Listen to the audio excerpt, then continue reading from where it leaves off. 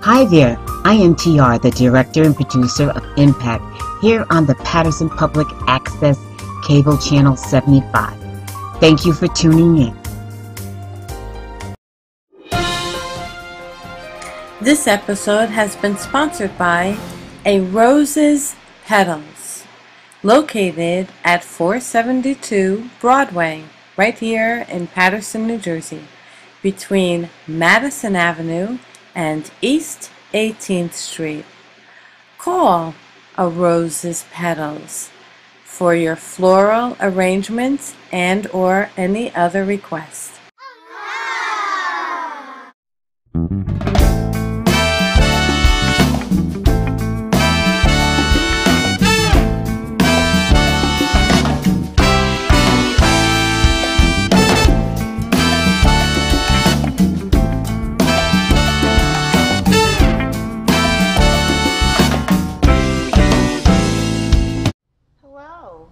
I am your host, Adele Hicks. Welcome to Impact.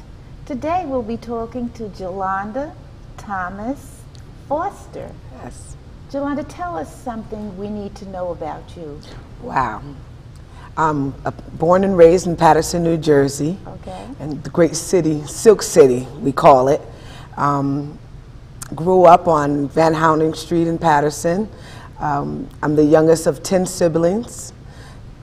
Yeah, 10. I lost my mother at an early age, at the age of 7. Actually, it was on my 7th birthday.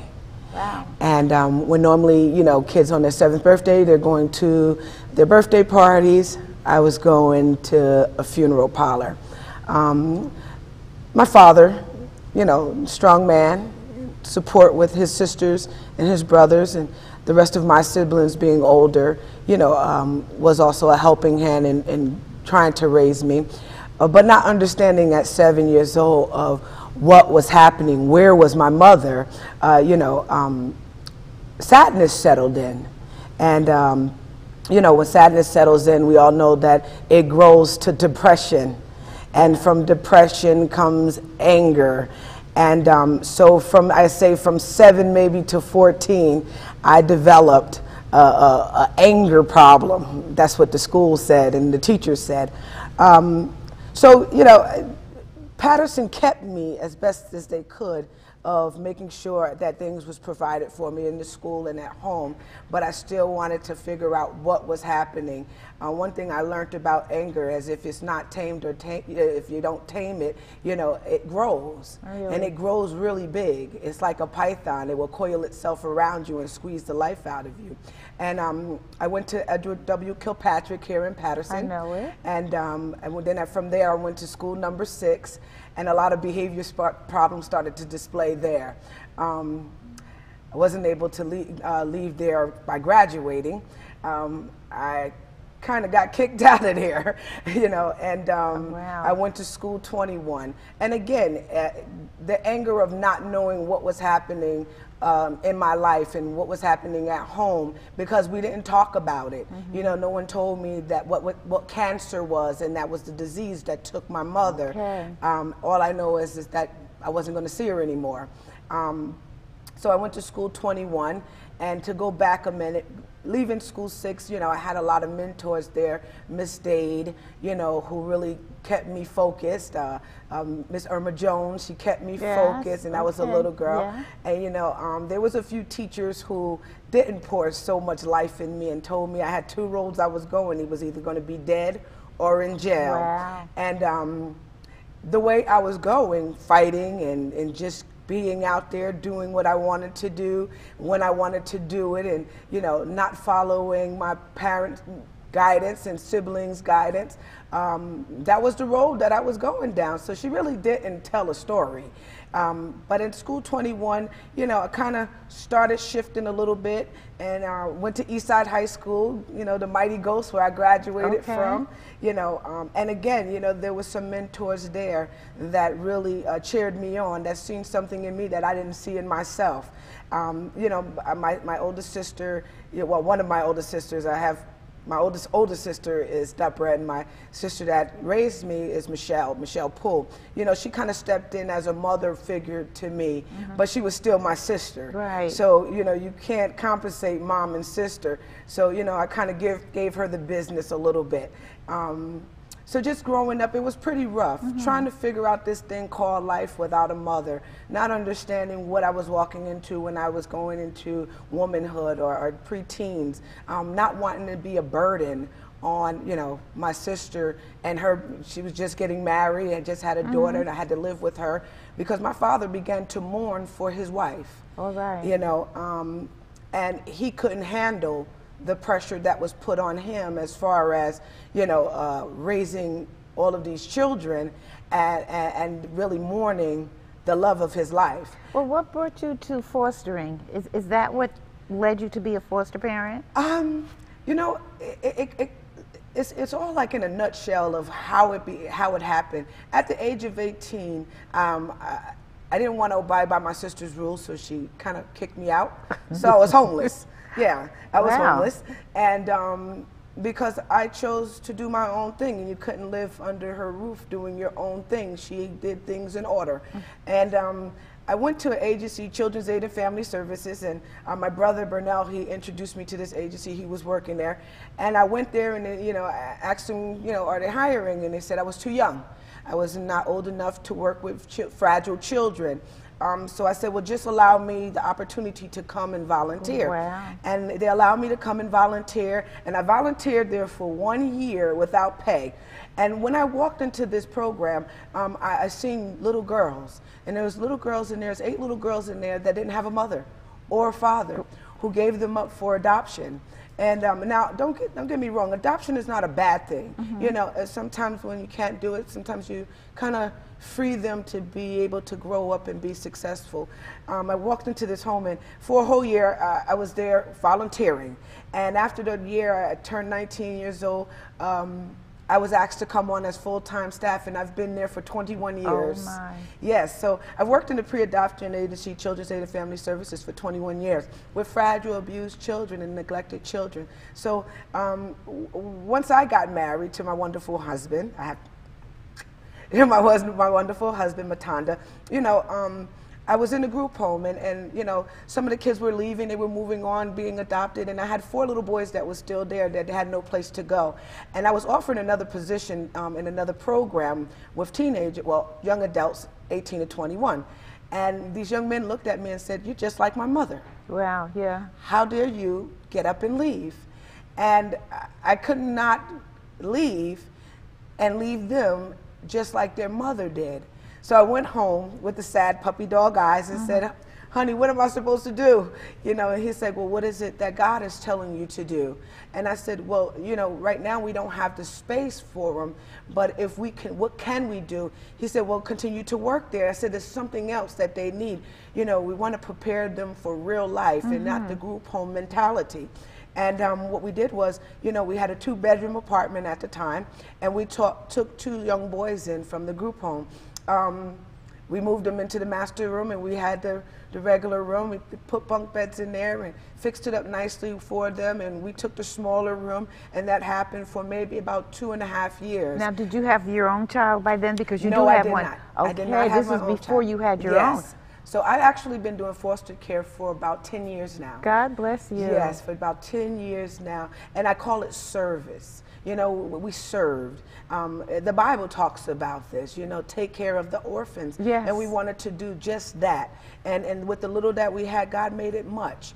And from there, my husband said, "We're going to move up the hill." And in another 2 years, he moved me into a 6-bedroom house. Wow. Hallelujah. Yes, where God was able to, you know, enlarge our territory because we was faithful over the little that we had. And then we brought in 5 foster children. At the time, 1 was adopted in our home, and we adopted the other 4. So I have 4 teenage sons that we adopted, and I am also a foster parent for a 13-year-old son who we're in the process of adopting. You are such an inspiration, and so is your story. Yes. You know, would that all foster parents would be of the mentality that you are, and your definitely blessed to have the husband who is supportive of you. Yes. And, you know. Well, you know, it's the father, you know, the father figure in there. Yeah, we did all boys. And, you know, I have one little girl, biological daughter. She's 6 years old. Oh, okay. So she calls them the Princess and the Frog. That's the house, you know, the Princess and the Frogs. And, you know, it's so wonderful to watch them give her everything that they desired growing up, you know, from making sure that, you know, they get there sometime before we can get there when she scratch her knees or sneeze. It's so evident that there's a lot of love going on in your house, and basically, excuse me, probably because of the love that you've given these children who weren't your own. So when we come back, I want to talk about that. I want to expand about that a little bit and talk about what you feel is the greatest thing that foster parents can give to their foster children. Wonderful. And not only the spirituality, but what's the one ingredient that it takes to have a good foster relationship. Yes. So yeah, hold that thought, and we're going to be back momentarily. Wonderful. Okay.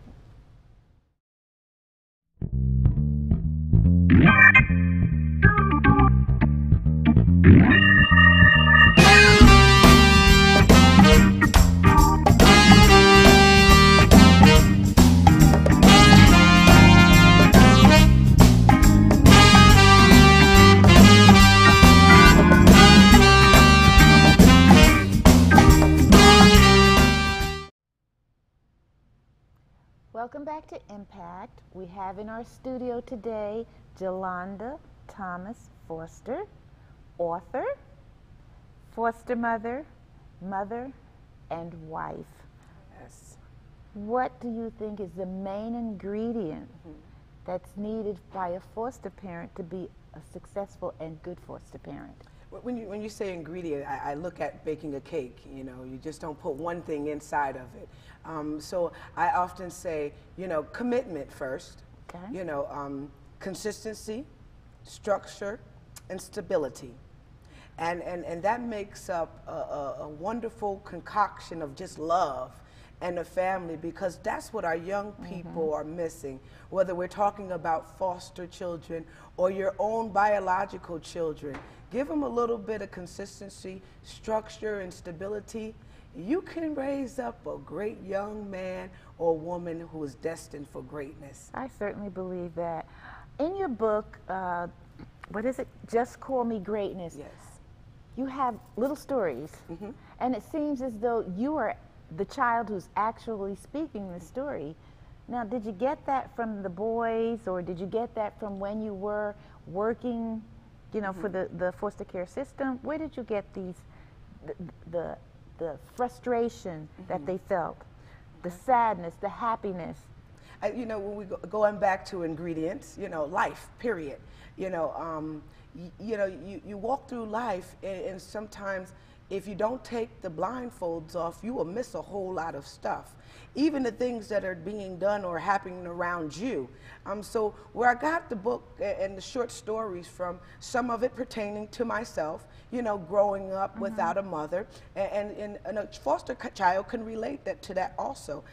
Growing up sad or feeling abandoned, you know, that was me also. But any child can feel that way growing up. So yeah, my walk of life of just dealing with myself and my situation, changing some characters in there, and just being in the atmosphere with wounded children, and being able to relate to them.